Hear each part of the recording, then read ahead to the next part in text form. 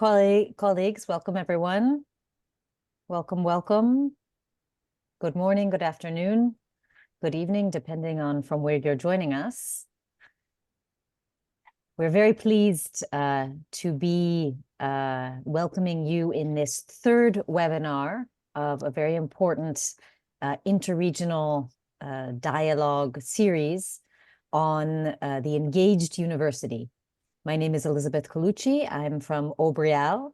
We are partnering with SARUA, the Southern African Regional Universities Association.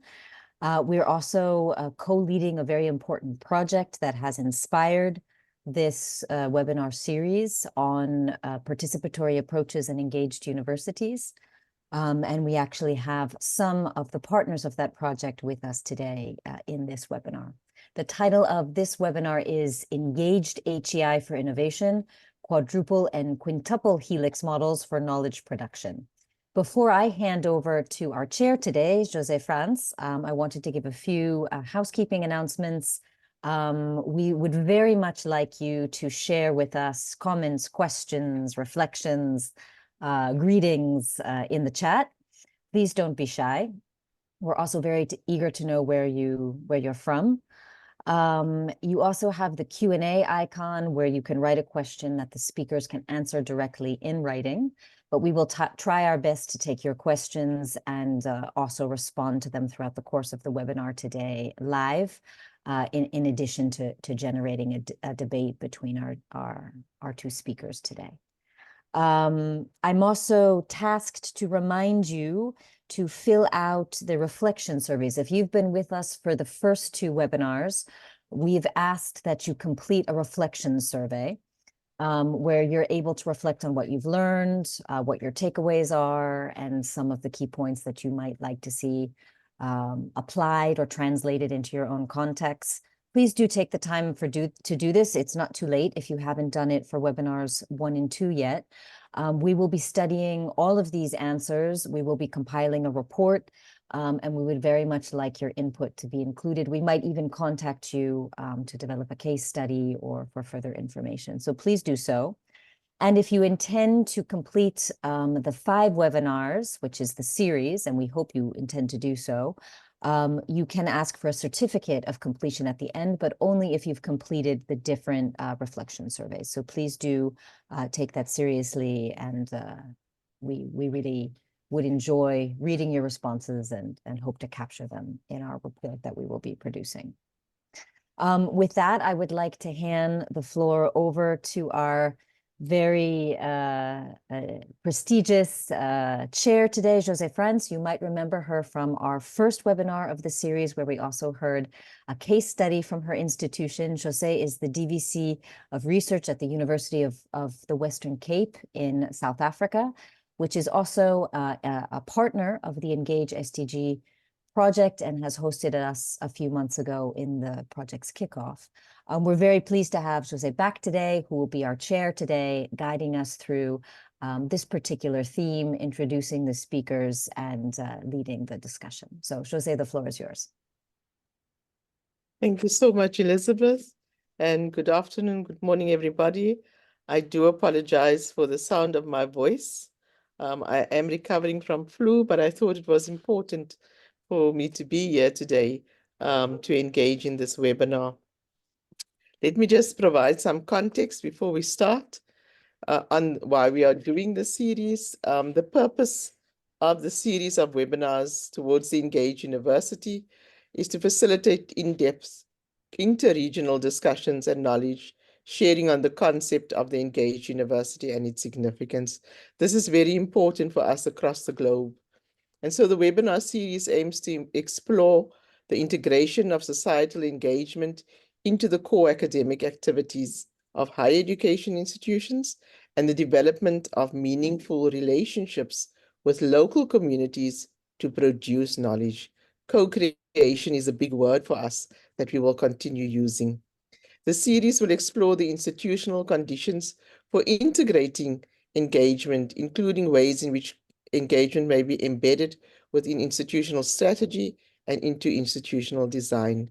We are very aware of the fact that everything that we do is context specific, and therefore hearing from the different institutions is important for us.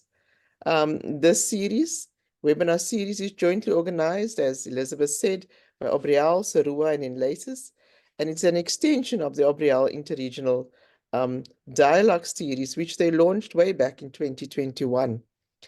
The present webinar is a timely means to launch our new project, which has been developed by Sarua and Obriel for the SADC region, actually, and it's entitled Engage SDG, and it's funded by the EU funding.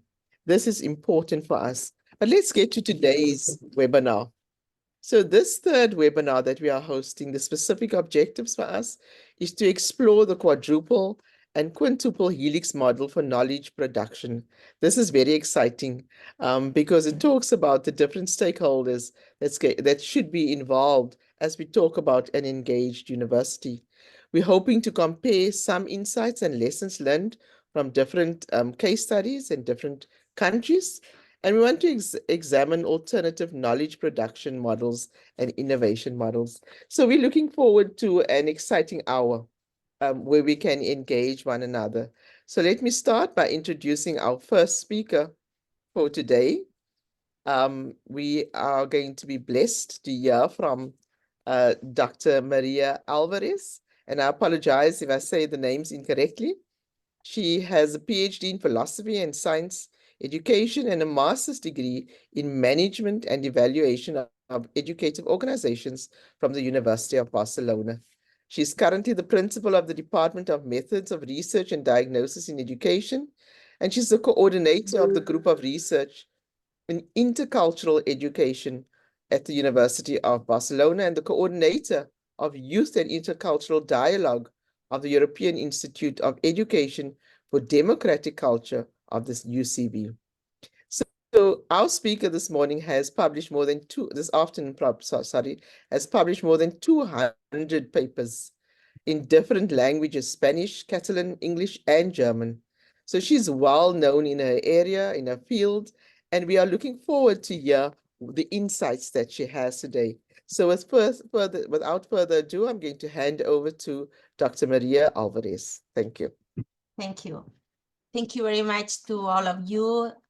Thank you. I appreciate very much this invitation from Obriel to participate with you in this series of training for all the people involved in the innovation and transformation of the society. So thank you again. Well, I'm going to share my presentation.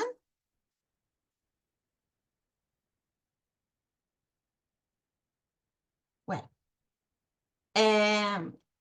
this presentation will be presented by me, but one team of the University of Barcelona, joined from Alejandra Montaner and Nuria Lorenzo, has been the person that we have worked and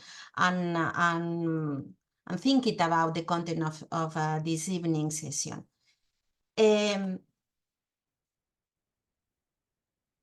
Following the aims of the webinar series, in this presentation of today, we are going to talk and to reflect about the relationship between the generation of knowledge and also the development of the society.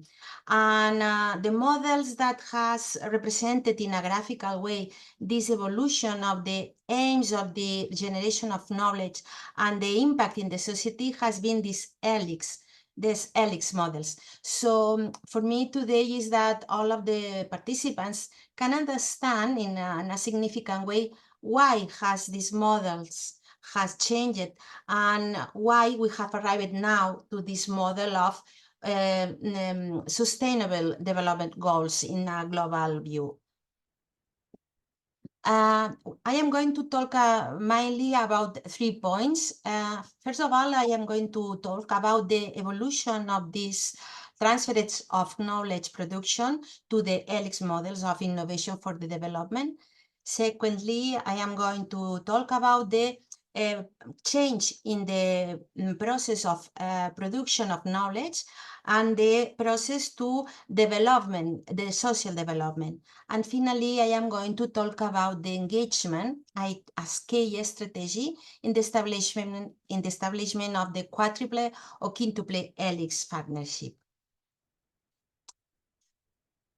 For me, it's very important that we remember, we make an effort of memory about why in the university started to generate knowledge, to will knowledge. At the beginning, basically, the aim of the research was to improve theoretical frameworks to the global knowledge. And basically, the only kind of knowledge that was generated was disciplinary knowledge. So the areas, the families of the disciplines were very established, and only the knowledge developed by the scientific method was considered really scientific knowledge and solid knowledge in the university. So at the end, the knowledge will remain inside the institution in the university. In this starting, have few relation with the society. Later, arrived the need to dispose that unapplicable knowledge, and then started to integrate other ways of knowledge. By the priority, mainly the knowledge was also acquired by the scientific method. But now the introduction to the needs to the market, the factories, when started their revolution, the industrial revolution, needs started to build relationship with the university, between the university to the and the universities. And in this first stage, when we can think about the concept of transference, the transfers of knowledge.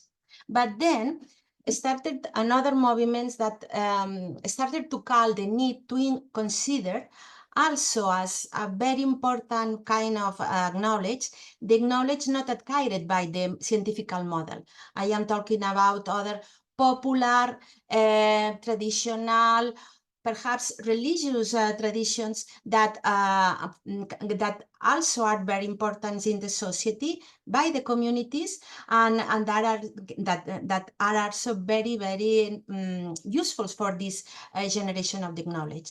And why? Because in this moment, the aim was not only to improve the theoretical, not only to give resources to the industry, even to started to help to the society to evolution,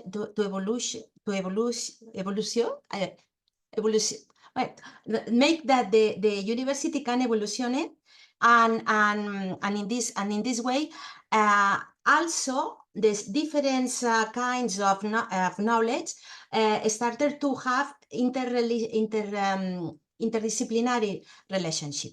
In this moment is when we started to talk about the helix models. So from the one knowledge born inside the university, we pass, we make more complex the knowledge, more not only scientific, interdisciplinary, also integrated other popular knowledge to knowledge addressed, oriented to the society.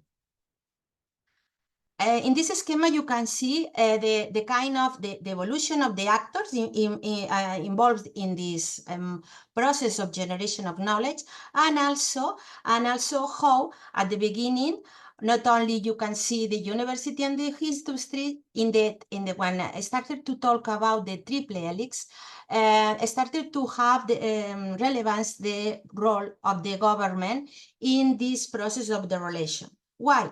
Because the government regulate norms, lawyers, give money. So it was very important to establish relationship between these three agents. Also, in the quadruple helix, started to us to have relevance and presence the public, the society, the communities. And now, in the quintuple helix, we are talking not only these four big agents, even the consideration of the environment in all of these dimensions. So, at the end, we can see that along the time, the actors and the relationships has changed as well. These changes has made that the aims, the structures, and the purpose of all these different actors, the university, these companies, the central governments, the communities, change as well. So, for instance, I am going to illustrate a little more clear the relationship of these different models. For instance, this is a very basic model of relationship in the triple helix, where you can see there are very bidirectional relationships between these different agents. But this can be a model of a starting point of this kind of relationship. But when the model has been evolutionated and maturated, you can see that the relationships are very close and with a lot of interconnection between them. In the quadruple helix, it's important that we have to take account that this is the moment when the society, the communication, all the other languages, other meanings, other feelings can are considered in the process of the knowledge. In this sense, you can see that, for instance, that all the cultural elements that can make, for instance, that the concept of participation can be very different between the university, between several communities, between several minorities in the society. And if really we want to apply this model, we don't have to apply the concept of the university or the content or the concept of the industries. We have to take into account all these other meanings, all these other needs, etc. So in this relationship with these actors was when the concept of sustainability, not only ecological, you know that the sustainability has a very important element in the social side, arise. So was the moment when I repeat, the minorities, the other cultures, professionals, academicals, technologicals take relationship between them. In the current more advanced model, in the quintuple helix, the natural environment also has a lot of importance. And of course, this was a consequence of our climatical crisis, and make that at the end, I am going to advance because I'm a little hurry. At the end, arrived to the development of the formulation of the goals of sustainable development. So you can see here in the scheme of sustainable development goals that are guiding us in all the universities, the governments, the factories, etc., all the society are present.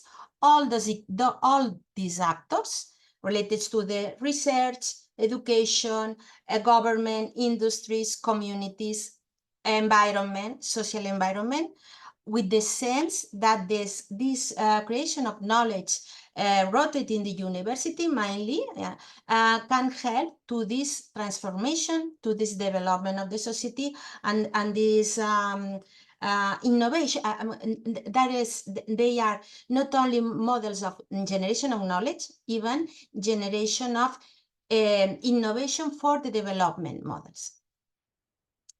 So what are the requirements to implement these kind of models? Of course, we have to work in an inter and transdisciplinary way. But I say before, not only the academic knowledge, we have to take account the knowledge, not scientific, even also the knowledge of the communities or the traditions.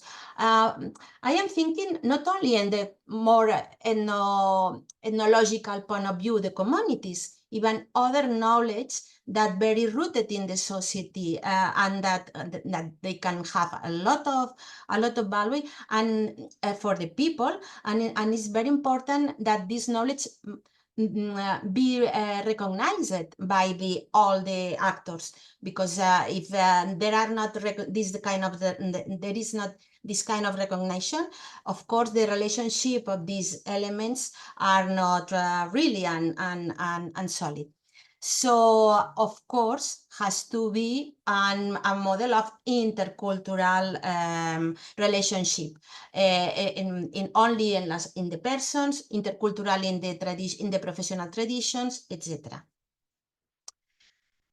Of course, there are here affected all the members of the academia, social partners, governments, communities. It's important remember that the relationship in this kind of model of generation of knowledge have to have these characteristics, these traits. First of all, the inclusion. The inclusion is the recognition of the value, the importance, the relevance of the knowledge and contribution of all the members of the system. The coordination is the sense to work together in order to achieve the main objective, the shared objective. And of course, the partnership in the sense that to integrate, to take in account not only the people, the organizations involved in the process of, for instance, in the research in the university, even all the others entities of the society like NGOs, schools, farms, etc.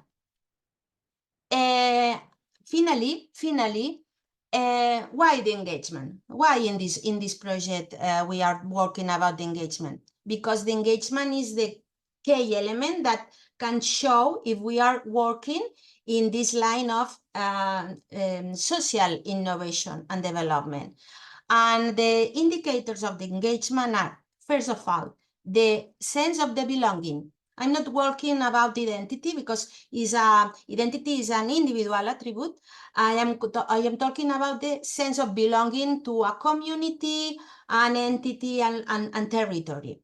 The participation, the active participation according to each cultural or societal concept of participation, and the critical thinking, of course, that is a key element to be an active citizenship.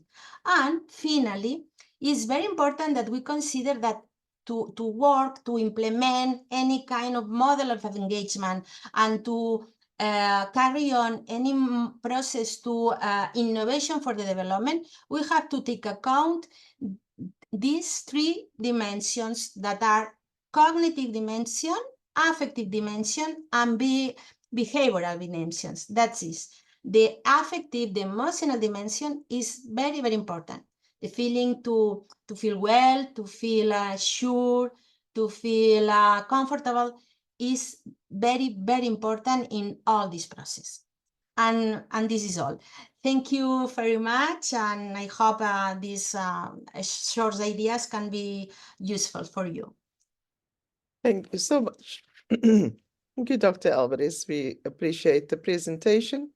We're now going to open the floor for some questions and answers. Are there any questions for Dr. Alvarez? He is in the on. You can type either the questions. Yes, I see some hands are raised. Dear participants, please use the Q&A feature to send your questions.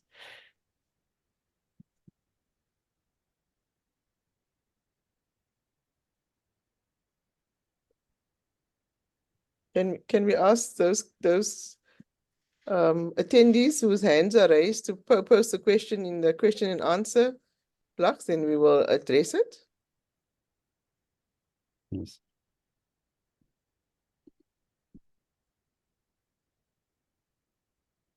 Yes, I think we will share the slides, right? Kibro, we'll be able to share the slides? Yes. Okay. The slides as well as additional reading materials will be posted in the website. Participants can access that. And using this opportunity, I would like to remind all to also conclude the review questions at the end of this session. I think we have some questions, Prof. Yes, we have. The first question there is, how are cultural elements addressed and related to the other elements? Can you repeat, Jose, please? How are the cultural elements addressed and related to the other elements, the other components, I suppose? The culture is a transversal element because, for instance, the culture determine our style, the hierarchy, the models of hierarchy, the elements of, for instance, the needs to have a behavior more individualistic or to have more communitarian and team working. So the culture is a transversal element that has to be taken in account. But also, of course, for me, it's very important that if we want to do a really engagement project rooted to the environment and the communities, for instance, to take if we say we need that the communities, the ancient people of the communities participate in our project, for instance, we have to think that I suppose that the power of and the authority of the elder people in the community will be very important, and we have to take in account these models of authority. We have to take in account the traditions of these communities, for instance. And if we design any model of, for instance, community participation, we must to take in account these cultural elements. Linked to that question, there's a question that was asked, at what point did the university use critical thinking when engaging the community? I think I'm sure because in the research we have done, this element of critical thinking is very, very important. It's very important that all the citizenship can have critical thinking to understand the media, to understand several contradictions. So the critical thinking is also that the communities don't believe in a blind way all that the things that came from for instance, the university, because sometimes in the university we publish results of the research that for them haven't any sense. So the critical thinking is to be critical with own and also to see if this thing that are suggested to do or to participate, see if this project has sense, is useful, will contribute benefit with consequences. This is the kind of critical thinking that I am talking about. So one last question I'm going to ask you. They said the transition from mode 1 to mode 2 and finally to mode 3 of knowledge production that was earlier on in your presentation, it took almost half a century. What were the drivers of the transition? Were they intrinsic or extrinsic? It's very interesting because I'm not sure. I think that I suppose will be a mix because, for instance, if you remember, the theories of learning changed too, from the conductivism, the constructivism, the connectivism, and for instance, I don't know if you know the theory of the connectivist process of learning, but this theory that was created by Siemens started of the 20th century, talk about this this construction of the learning outside the brain. along with the computers, for instance, and this connection of the different elements of information. So I suppose has been a change of the sensitivity of the society, more sensible to other requirements, thanks to the evolution of the human rights and the worker rights and the women rights. Also, in an inner, I think I am talking about in the academia, the evolution of the knowledge, I suppose will be too.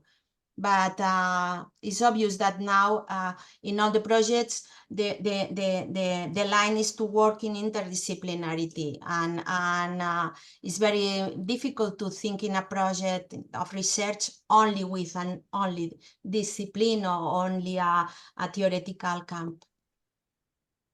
Thank you so much. Thank you, Dr. Alvarez. There are still quite a few questions, and maybe while we're busy with the next presentation, you can respond to some of those questions in the question and answer section. That was very insightful sharing with us. We're now going to move over to our next presenter for today. Our presenter is Mr. Gilmore Cardenas. And in the development of his professional experience, he worked as a product and manufacturing engineer in the company Cummins Engine Company. He implemented production lines and test cabins for assembled engines, research and development manager, a project manager, developing the alternators for various models of GM, Ford, VW, and Nissan. I wonder if my car is listed here. And in October 2016, he is appointed by the rector of the UASLP as head of the Division of University Liaison, having charge of the departments of internationalization, social service, and professional practice, graduates, entrepreneurs, continuing education projects with government sectors, social and private, as well as the Office of Knowledge Transfer. This is a man with lots of experience, lots of areas from which he can engage us on this topic that we are speaking about. We talk about government, we talk about industry, we talk about the university, and we talk about the environment, and we talk about society, and he can bring them all together in his knowledge that he has. And so for the next 15 to 20 minutes, I hand over to Mr. Gilmore Cardenas. Thank you. Thank you very much, Jose, and thank you everybody to be here. And Kiram, thanks a lot for the invitation. And Maria, thanks a lot for the basement that you did. Okay, so I'm gonna focus on what we're doing here in my university and what we're trying to engage all these helixes that we have. Okay, so let me share my presentation. Okay, I think here we are. Yeah. Well, let's start. What is my university? Okay, I'm gonna try to give you a brief explanation of what we're doing and where we are based. I noticed that there's a lot of people that are from Africa, Europe, and some other places. And I have seen some other from Mexico, which is very nice to me. Very, very, very good. So let me talk about the Autonomous University of San Luis Potosí here in Mexico. So we are a public university that is located in, let's say, in the middle of the country, okay? And this university in the state is the oldest university and the largest university. We have about 32,000 students all around the 8 campuses that we have.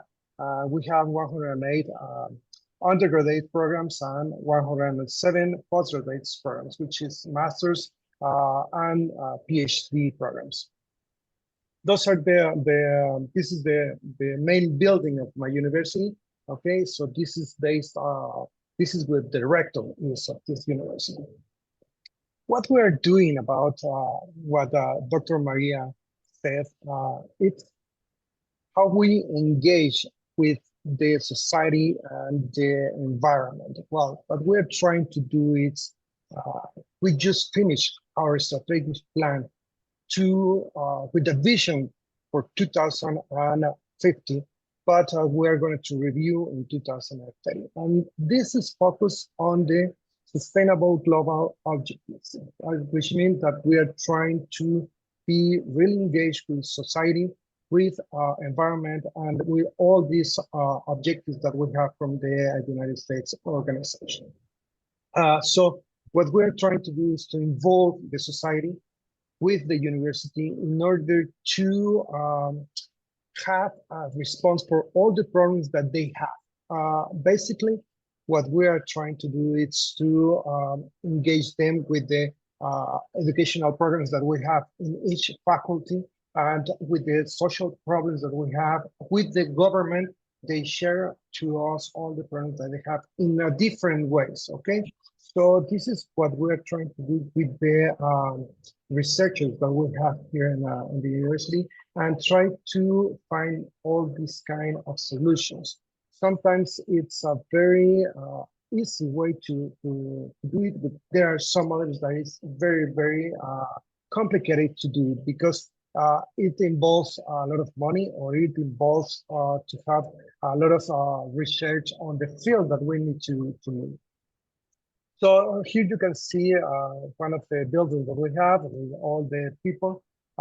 In the university, we have different networks. Network with what we call the engagement network, which is basically the liaison with the society, with the government, with everything, and everybody. We have the social service network. We have the professional and practitioner network. We have the continuous education network. And we have 5 different networks all around the campus. So that means that we're trying to keep focus not only in the city that we have the main building, but with all the state, and of course the region, and of course on the whole Mexico country. So this is very good for us, and of course we try to impact on all these kind of problems. What are the partners that we have? Well, as Dr. Maria Alvarez was saying, we have different actors in this Quintuple Helix. So we have the government, we have the social society, we have companies, we have enterprises, we have, of course, other university, and of course, at New Year's, we have organization for higher education institutes, and of course, we're we have the environment represented by different organizations. Let's say state organizations and national organizations here in Mexico, and we try to cooperate with them in order to focus on the main problems that we have.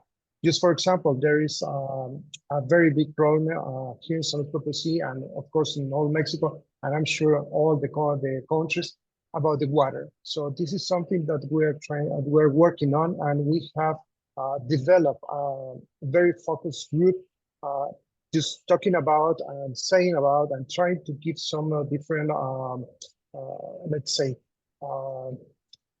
solutions in order to have a very good usage and implementation of the water usages and water, let's say, everything about the water. So it's very nice group. It is integrated by different kind of researches, different areas, so we can see every point of view that we have here in the university.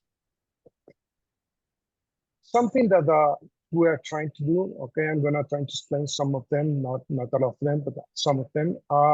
We have a different social impact. We're trying to do with our students, all the people that is graduated from the university. We're trying to focus on the different, we're trying to help them to focus in different areas. Okay, so we have people in the government, we have people in the industry, we have people in ONGs that are helping all the society. So we're trying to get all this point of view in order to be a university that is included with the society, included with all the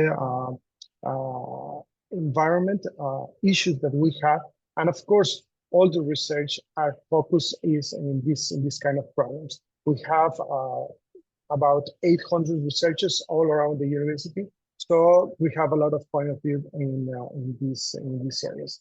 So what we're trying to do is contribute with the creation of knowledge on these kind of solutions, locally, of course, regional, national, and sometimes we're trying to do with international communities. We are engage with some other universities all around the world, and we are working in a different issue. We are working, just for example, let me see, with some universities in the United States.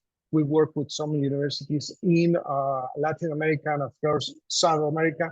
And we have universities in Germany, France, England, and Australia. All these kind of universities, we are working in order to have an open dialogue within all the universities in order to solve this kind of problems. So we are trying to do these efforts in order to prepare our students to be a successful people once they are out of the school, once they are out of the university. And they have the knowledge, they have the attitudes, they have the attitudes that they need in order to be successful people outside. And of course, to be a good man, a good woman, helping the society. Some of the surveys that we have, it's just for example, we are working. This is a very new program that we have. We have been working last 2 years on the fundraising programs. This is something that we're to do in order to help some communities that have a lot of needs. Let me explain this picture that we have in the upside of the slide. This is a machine that helps very poor communities that are located in La Huasteca. La Huasteca is one of the regions that we have in San Luis Potosí, and they are really, really poor. And they produce, I'm not sure how to say caña in English. I think it's cane, I'm not sure. But it is to produce sugar. So these machines, it was created by students of our engineering faculty. So we are trying to sugar cane. We're trying to help them in order to do it easier. So we're trying to work with, just for example, with ACNUR, which is the United Nations High Commissioner for Refugees that we have here in San Luis Potosí and in Mexico, and they are all around the world.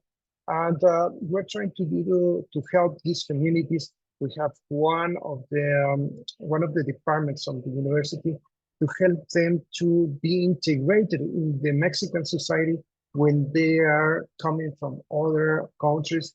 So this is going to be have a less or a best impact in the society, and not to have problems when they're coming to Mexico. This is very, very nice program, and we're helping not only people from Mexico, but people that are coming, the refugees that we have here in Mexico. So we are trying to help them in order to find a job, in order to do an entrepreneur project that they have. So this is something that we're trying to do. Other is the interdisciplinary solutions on research that we have. We were just when the pandemic that we have and the COVID, we were one of the first laboratories that were certified in order to do some studies on the COVID, and we are working with some vaccines, okay, to prevent all this kind of disease. And of course, the extension services that we have, we're trying to collaborate with women. We try to collaborate with this kind of communities that we have in the Huasteca, that we are here in San Luis Potosí.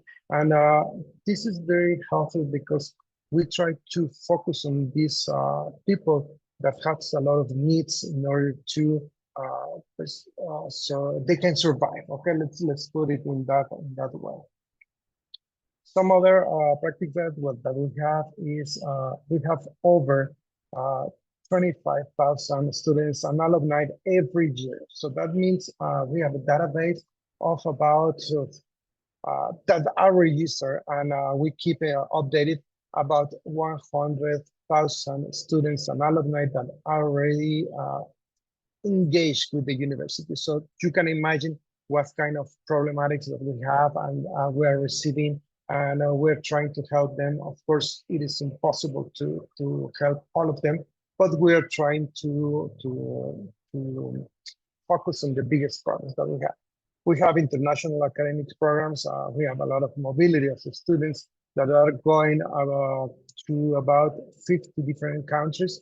Of course, most of them are going to South America, but it's very, very nice to have people from other countries here in Mexico and our students going to another countries, so they can have a global vision when they're coming back, or the people that are coming here, they have a global visions when they return to their country. Of course, we are focused on these soft skills that we have seen that our students needs when they go outside. So we're focused on different kind of soft skills, and we are trying to integrate them to the programs that we have in the university in a different ways. It's let's say leadership, let's say how to work or teamwork based. So we have all these kind of things that we are trying to focus. Just I'm out of time, or I'm great. Yes, you're over, but I'll give you 2 more minutes. Okay, so I'm gonna do faster. Okay, these are the strategies that we have. We are trying to create some knowledge, and we are trying to do some intellectual property and, of course, intellectual transfer technology to the society. We have the incubation programs. We have a lot of co-working spaces, and these co-working spaces is focused on students, it's focused on organizations that come here in the university, and we talk about this. We have the Eagle Nest. Eagle Nest is a program that we have in school. It's more or less like the Dragon's Den. Do you remember that program? Well, it's almost the same. We have some hackathons, and all this is focused on social problems, okay? We have methodologies to create products and services, and we're focused on STEM, basically on women. And of course, we work with ANOYES. ANOYES is a national society that has a lot of universities and institutes, higher education institutes. And this is one of the networks that we have in order to collaborate and to see the problematics that all the universities have all around the country. And of course, we have a lot of agreements, we have a lot of contracts. We are trying to be sustainable on the financial side in order to manage all the projects that we have. We have training services, we have industrial services, and we have rental spaces. So, of course, we try to focus on the people that have needs. So, I think that's the 2 minutes that you told me, Jose. So, thank you very much. I'm not sure if you have any question. And of course, I'll be glad to answer. Thank you so much, Gilmore, for that interesting presentation. We're now going to go over to the question and answer session. I think there's one question already there for you. What about monitoring and evaluation structures to monitor level of success or engagement within such a complex and interesting framework? Okay. Yeah, there are a lot of things that we evaluate all these projects. Of course, one is I'm not sure. Let's say if we have one of the programs that, just for example, the water, the program that I already talked. We have this group focused on that one, and we have different solutions. One of the solutions is, okay, how we're gonna distribute the water all around the city, okay? So we presented this kind of solutions, and the government implemented it and see if the people is really receiving all the water all around the city. And this project worked very, very good. Okay, so we have less and less areas from the city that are receiving water. So this is something that was very successful here in the city. Some others is okay. The students that are doing some entrepreneur company, and they are working in this kind of let's say new companies that they are doing.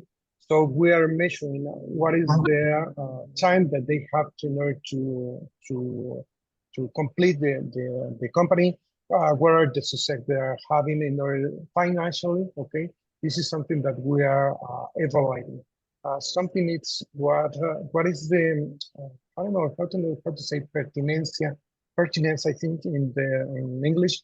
If the people is studying engineering, they are working on the engineering side. If the people are working on the financing, they are having a job on the finance area. So that is something that we are measuring in order to see if our programs have the pertinence that the society needs.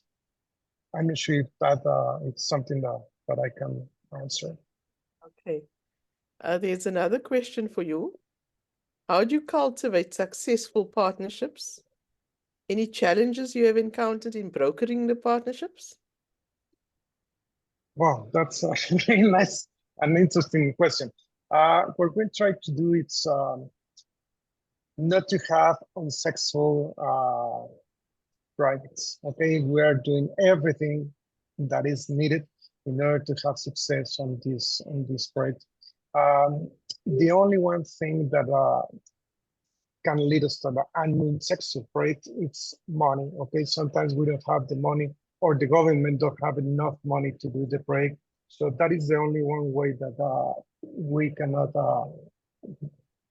achieve the goals that we have. Okay, because there are some projects that have been very, very expensive. Okay, and well, the money has one is how can I say one is not eternal, the money, and it is not well, there are some budgets, so we need to achieve that. That is the only one thing that we can that we don't get to successful breaks, but I can mention maybe 2 or 3 of them. The last question, Dr. Alvarez, you want to comment? Yes, because I have seen here a question from Wilma and another from Mawetu, and I like to answer them if it's possible, of course. No, let me just finish with Gilma, and then we'll go to the other questions. Okay, excuse me. Okay. Gilma, the last question for you is, how has been your experience with the university industry linkages? Wow, that was the best. Okay, we have a lot of praise that with the industry. Just based here in San Luis Potosí, we have about 800 different companies. Okay, so it has been very, very nice. We have a lot of linkage with them. Normally, I have 3 people that is they are never here in the office. They keep in the industry. They are looking for projects. They have a lot of linkage with all the people that is based in the industry, and they are getting all the problems that they have. We have different laboratories here in San Luis Potosí, in the university, so we can help them in order to do this research. Many of the companies that we have here is manufacturing side only, not the research side. So what we're doing for them is the research, and we are implementing the project. So this is something that maybe you can do with your universities in order to do the research. They don't have the money to invest for the research side. So you can offer all these laboratories that you have that are certified in order to do this research for them. So that is something that it's really helping us in order to have this linkage. And so the last question is, how do you facilitate sustainability of the projects and the partnerships? Okay, sometimes we have different kind of programs. We have paid programs, and we have let's say non-paid programs. Okay, what we're trying to do is with the paid programs, which is basically with the companies, with the industry. Those are paid programs. Okay, those are paid services that we have. And of course, there are people that cannot pay for all the services that we have. So we grab all this money that we have from them, and we have all these non-paid programs or free programs that we have in the university in order to help the society, to help all those people that cannot pay for the programs. Okay, thank you so much, Mr. Mr. Gilmer Cardenas, your experience has definitely come through and we've learned a lot from you. I'm going to go back to the questions that was posed earlier for Dr. Alvarez. There was a question on which institutions are best suited to coordinate the process in the quadruple helix. Well, we have to remember that we are talking about complex systems. So each subsystem, the university, the industry, the government has thousands of organizations with their own structures. So at the end, the process of the coordination is like say the theory of complexity autopoietic. It's a self coordination. That's that's it. That's mean that it's impossible that one single structure can coordinate. For instance, we have the agency for the environment regulation in the world, but at the end, this general agency is controlled by the big companies that control the production. But at the other side, the society has a lot of sensitivity as consumer buy products with environment protection. So at the end, all is in a balance of self-regulation. This is the main idea. Are complex systems and there are a process of self-regulation. Okay. And there was another question for you. I'm going to link the two questions around. How is the environment represented in the quintuple helix? And who represents the environment? Is it the advocacy groups or who represents them? The environment is a lot, again, transversal, because the environment is the context where all the communities are seated. The environment has a lot of roles in our process, in the sense that can contribute the prime to the materials from the industry. Also, there are communities that live in this environment and are fighting for the conservation of the environment. So also the environment is a transversal. So these models of innovation are all the subsystems has a lot of connection, and there are actors that perhaps don't take care or have a negative pressure of some elements, but in another side there are other elements that advocate and protect them. So there is always a balance. So I think I've covered all the questions. As I see Gilmore is typing the answers to the questions, but I have a question for both of you.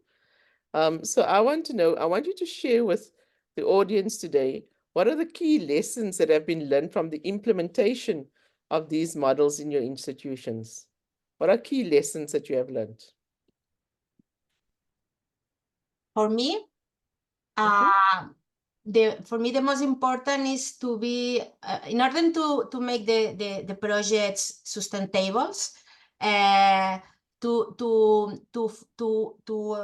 work very slow, to focus in elements more simplex in these complex systems. And in these small projects, in these key elements, for instance, the curricula in the universities, the Department of relation with the society, for instance, the relation with these small elements in the university, with the government, with the some social partners, to try to control these elements that I explained before, related to the inclusion, the kind of relationship. For me, this is the most important, because if not, it's very, very difficult to achieve a truly participation, a truly engagement. So at the end, the relationships are very verticals and only lineals. And for me, the most important is to take this element of try to be more simplistic in the projects and to take care in this kind of relationships. Oh. Mr. Gilmer, Cardenas, you want to share with us your lessons? Well, I have been trying to answer the questions in the chat.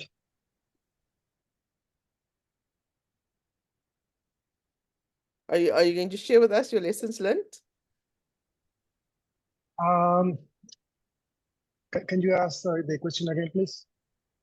I want to know what you want to share with the audience. What key lessons have you learned from the implementation of your model in your institution? Okay. Yeah.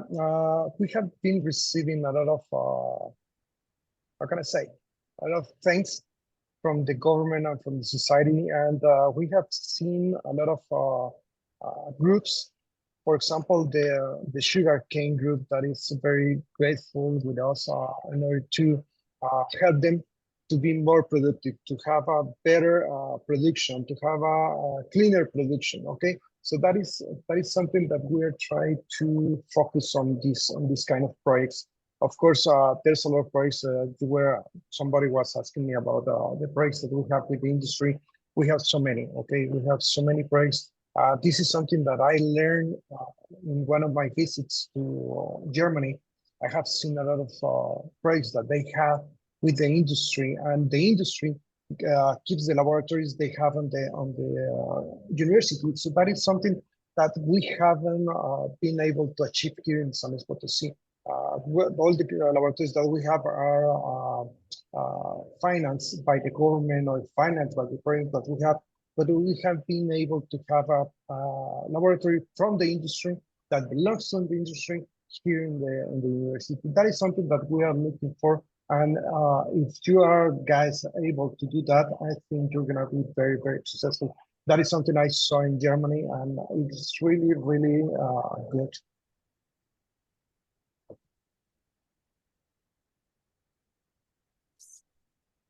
Thank you. Are there any other questions from anybody else? Any burning questions that you would like to take? None? Then I'm going to ask Dr. Alvarez and Mr. Cardenas, give each the take-home message. What is your take-home message for the participants here today? Well, if they want to yes, implement these models, yes, yeah. What's the yes. take-home message? Yes. My message is that try to understand well the models, and if it's possible only to make a model of transference, to have relation with the industry, to achieve employment, then do it. But aware that is only this model. And if we want to make a model of social innovation and development, then where we want to do a global development with the cohesion of the society, take in account these kind of relationships. And also, please make projects with goals that can be easy achievables, because all the conditions, the requirements have a lot of importance. So I think this process is slow, it's complex. Walk slowly and have the clear the final line and go ahead. This is my message. Okay, I would like to add what Dr. Maria is saying is that we're universities. We are one of the organizations that keeps, let's say, all this knowledge, all these things that we're producing. And of course, we need to help the society. We need to help the world that we are living. So I think we can do a lot of things. So don't focus only to do a paper. So try to do all these papers and to keep it to a practical side, okay? Just to take these papers in order to do some projects with the society. And I think that is something that will be or will last and will pass all the time. And of course, you're going to be remembered in the society to do these practical areas and this practical side. It is not only a paper that goes to the desk and that's it. Okay, so that is something that we need to be working on and to take some practical side on the knowledge that we are producing. Thank you so much. So just to conclude, I want to say thank you to our two presenters today, Dr. Alvarez and Mr. Gilmar Cardenas. I think that we have learned quite a bit from just listening how you have implemented. Sometimes it might look for us, and you do say it's complex, and we realize that it's complex, but you've given us some practical tips in terms of work slowly, understand the models, be practical and apply what you know, what is best for our context specific, be realistic and have achievable goals, meet the needs of society so that we impact the needs of our society. And so we want to say today, thank you very much for making this complex topic simple for all of us. I'm now going to take this opportunity to thank all the participants who joined us here today.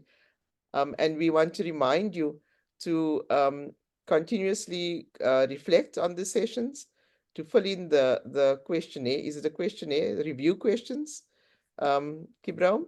And that to join us again for our next session, which will be held on June the 14th, where we will focus on internationalization and capacity building for local engagement. We look forward to having you at the next session and engaging with us once again.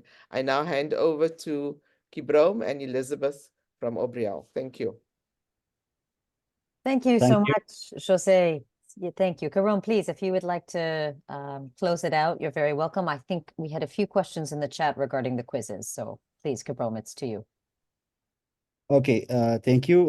First, let me thank our chairperson, Prof. Jose Franz from UWC, South Africa, and our speakers, Dr. Maria and Gilmar.